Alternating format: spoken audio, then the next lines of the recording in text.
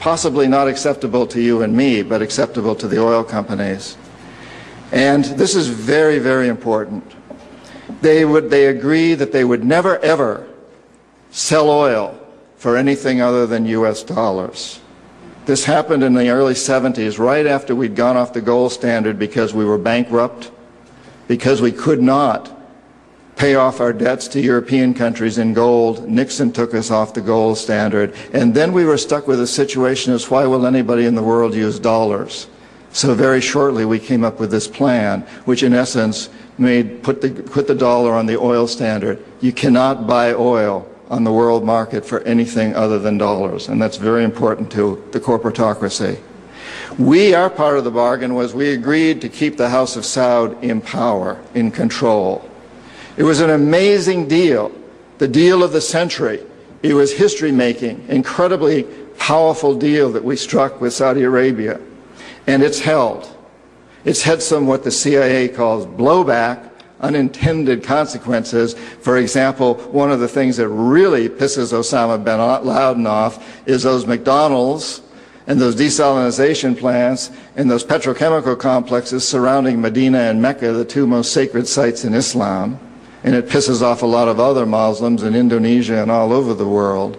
There's been some blowback, but on the whole, the corporatocracy looked at this as an incredible success. I had done my job. We economic hitmen did a great job with that one. So we decided that Saddam Hussein ought to accept something very similar.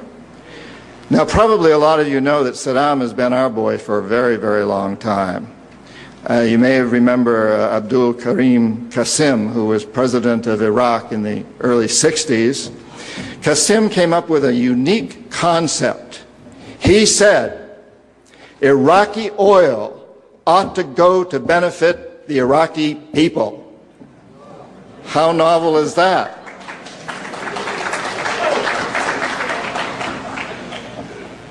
But we didn't like that very much. He began to tax the oil companies, particularly the British and some American companies, and threatened to nationalize our oil companies. And so we decided that Qasim had to go. The CIA sent in an assassination team. It was headed by a man who was still going through high school, an Iraqi citizen who was still going through high school.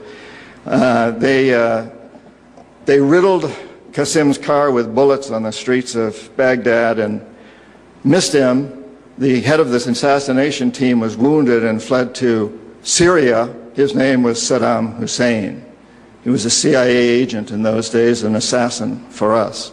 He failed. And so the CIA went directly, and this is all history, I'm not creating this.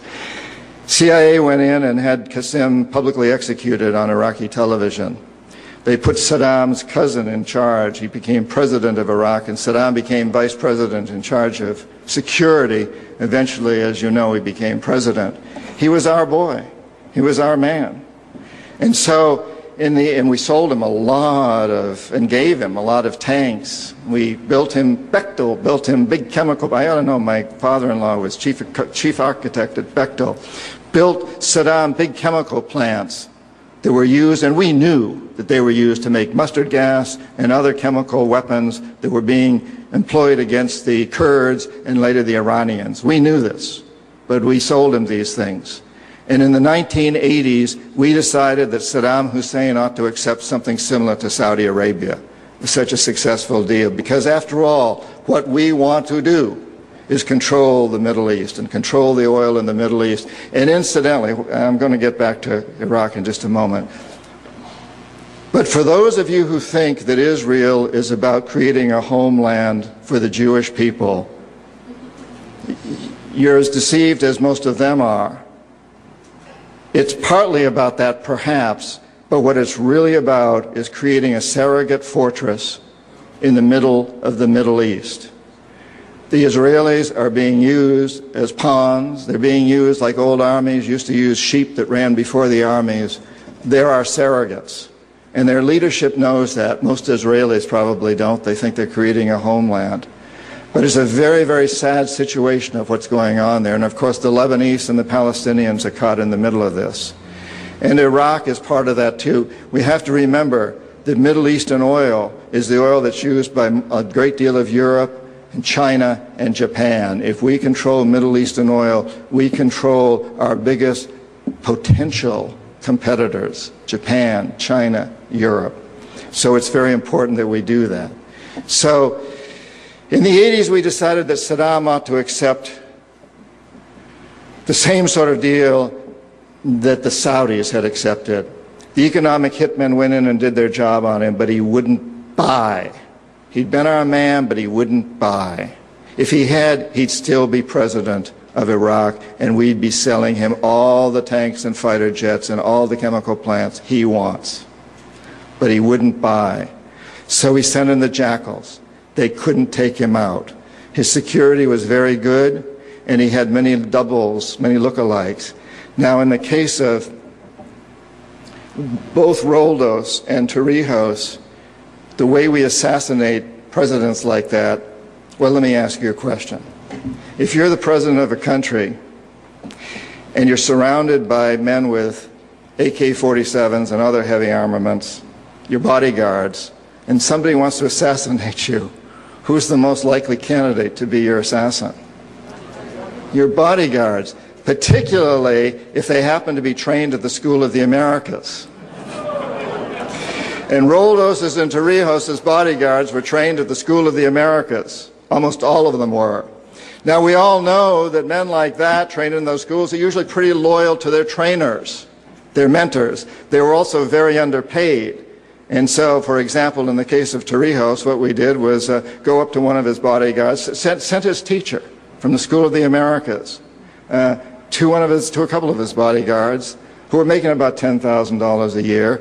And the mentors went in, the teachers went in and said, look, you know, you'd be doing this country a great service if you get rid of this man, this Torrijos. You've got to get him out of here. And incidentally, here's $100,000. You're only making $10,000 a year, so this is a pretty good deal. We could do that. In the case of Iraq, Saddam had been our man. He had been our assassin. He knew our ways. He knew how to protect himself. He had damn good security and all these look-alike doubles. Now, what's the stupidest thing you can do if you're bodyguard to a president? Shoot his double. And if you never know who you're guarding and somebody offers you a high price to shoot somebody and you don't even know who you're guarding, you're probably not going to do it, because by God, if you shot Saddam's double, you and your family and everybody else you ever ran into on the streets, life wouldn't be worth much, would it? So we couldn't take him out. So in '91 we sent in the military, our military, and some of you people were there. We could have taken Saddam out at that time, and I think you who were there probably know that better than anybody else. But we didn't want to.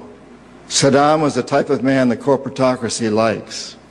The strong man, could keep his people under control. He could keep the Iranians under control on their borders pretty well. He could keep the Kurds under control. We thought that when we took out his military, he would be sufficiently chastised that now he would buy our deal. So the economic hitmen went back to work on him in the 90s. Couldn't bring him around again, though. Again, if they had, he'd still be there. The assassins couldn't take him out again. So once again, the military went in. And they're still there. Of course, if we'd struck that deal with him, we would be building, our Bechtels and Halliburtons would be building huge cities there and petrochemical complexes, just like they've done in Saudi Arabia. And of course, that's what they're doing there now, too, in a different way. But that's what this is all about. That's what these wars are about. From my perspective, that's what Iraq is about. Iraq is a classic case of failure on the part of economic hitmen and jackals. And when we fail, you guys go in to do the job. Well, I don't want to spend too much time on the bad news here. This is all the bad news. The good news is that we have reached a point in history today where we know that we live on a very, very small planet. There can be no question about this. It's a very tiny planet. We are one community.